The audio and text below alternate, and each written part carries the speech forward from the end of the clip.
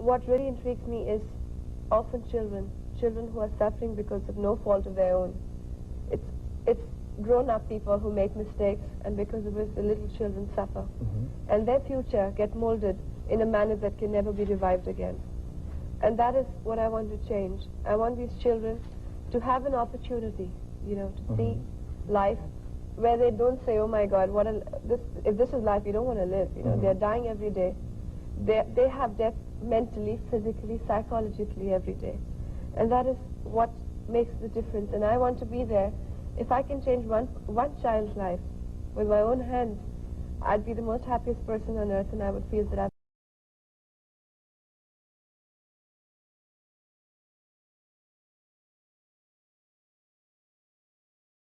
achieved something.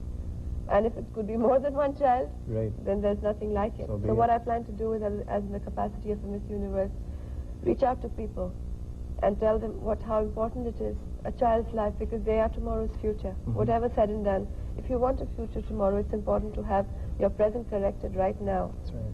And propagate the idea amongst people, and probably whatever I earn, give a part of it to these children associations. That's great. Starting with, of course, your country, right? I have already donated to my country. Great. Beautiful. What are you going to do with the car? If you don't want the car, you can... well, you know, I would have loved to give it to you, but it's already left for my country, and I'm sure you wouldn't want it back here, would you? We can talk about it after this interview. Now, according to, again, to my script, you avoid beauty enhancers. I mean, that's right. Your beauty secret is within. What is your beauty secret? It's not diet, it's not exercise, what is it? I think the biggest secret about being beautiful is that to look beautiful, one must feel beautiful. That is how one really looks beautiful on the outside. And you'll see that a person who may not be very good looking, but has that confidence that I look good. I may not be looking good at you, but I'm good looking. And you'll always feel the person has a certain amount of glow inside and on the outside of the person. Well, beauty enhancers, I have to really use them because I am in a line where I need to use it. So how much ever I can avoid it, I don't put makeup as much as I can avoid it, because I feel messing with nature is the biggest mistake we all make. And the more natural you keep yourself, the long lasting it is. Your skin can keep glowing all the time, and for a longer span of time you can look young and beautiful. Plus the confidence. How you carry yourself. Yes. In the ceremonial, in the toast that they had for you, yes, you toasted, but you didn't drink. You didn't drink it. You are very observant. Why? Was that part of a health-conscious thing, or you don't drink, or it wasn't your type, wasn't a good year? What was it? Why don't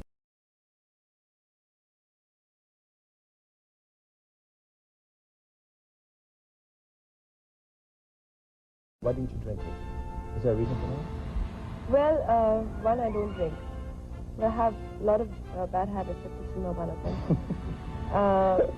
One, I don't drink, and second, to be very honest, it does not put me a good image. And I didn't want to do something that did not give a good image about me. From the very beginning, from day one as Miss Universe, she's already conscious about this, which is very good. Now, what is the first thing you'll do when you return to India as Miss Universe? What will you do first? That is when my homecoming, the first time. I don't know, I'll probably start crying. Because sure. I have been dying to go back to my country, because this is an achievement that, you know, I got an opportunity from my country to represent the world, which I have today. But it came from my country, you know, eventually. So I just wanted to go back and thank everybody. And I guess when I finally get to go back to my country, I wouldn't be able to hold my emotions back. I'm sure. You've been doing a good job about it here in the Philippines. You've been very good about it. You know, just to go back to the pageant a bit, when Miss Venezuela was being asked the question by the host, Mr. Bob Goen, right? That's right. You and Miss Colombia were in the back, hugging, and had a conversation there. I'm curious, because my wife and I were watching, we're going, first I said, I wish that was me. And then I said to my wife, what could they be talking about? What could they possibly be talking about in that little soundproof booth that seemed to be more interesting than what Bob and Miss Venezuela were talking about? What were you discussing there? Well, the moment we got inside, the first thing was like, you didn't make it. We made it to the final 3, you know, and the 2 of us were hugging each other, and we didn't care less who was going to win, but we made it to the final 3, which is by itself a very big thing. And then finally we were looking out, and people started clapping, and there was this horrible noise inside the soundproof dome, because that noise avoids you from listening to what's happening outside. Oh, okay. We were laughing our guts out, looking at whatever was happening, and then finally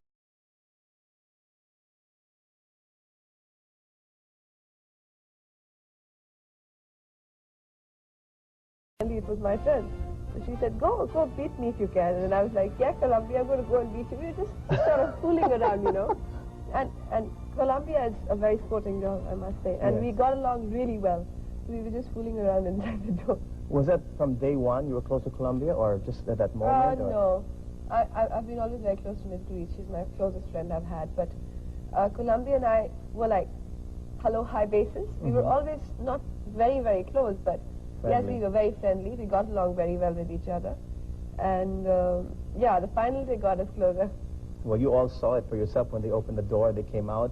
When the winner was announced, who wears the crown, they both were shouting for joy. She was just as happy for you as you were for yourself, I think, which is very nice to see. Now, what are your best memories of the Philippines and the Filipinos, if there's only one? Well, there are many memories which will be always a very special part to me of my life. But the one that I'll always remember, 2 of them. One is when I went to the Cebu Islands. It's so beautiful. It's a total picture of what blue water, beach, sand, and those cottages can do to a human being. I didn't want to come back here. Second was when we went to meet everybody. We had these small little cars made for us, and we went all around Philippines, you know, all around Manila.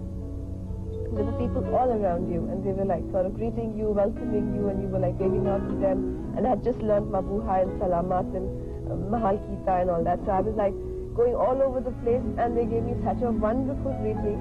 Wherever I went, I said Mabuhay, they went Namaste, you know. It was an exchange of feelings which made me feel so good. Those 2 memories will always be very special. Cebu and the people, I suppose. Now, a lot of people write songs here, we write poetry. It's a hobby. But for Sushmita, it's a way of life. If you could think of all the poems you've written, or if you can write one right now, what would be that poem you'd like to leave for your Filipino friends?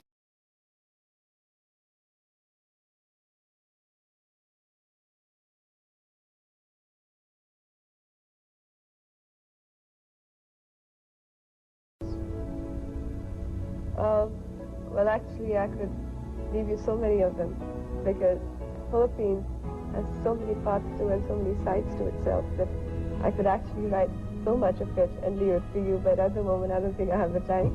So I'm going to just say something to you which is very special to me, and which I think all of us should consider in life, which is that moments in life are very important, because once they leave you and go, they never come back the same way.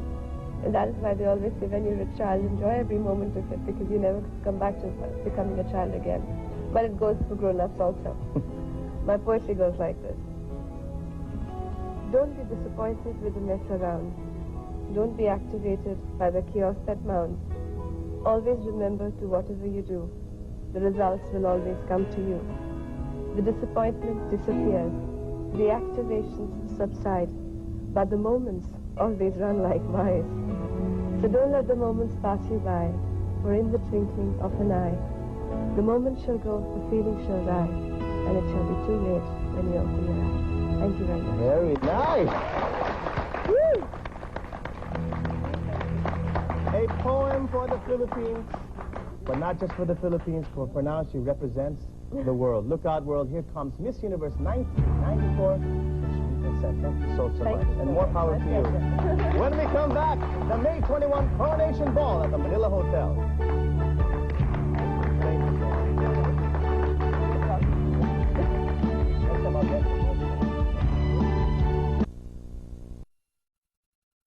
The best for the last. The Miss Universe Coronation Night Special.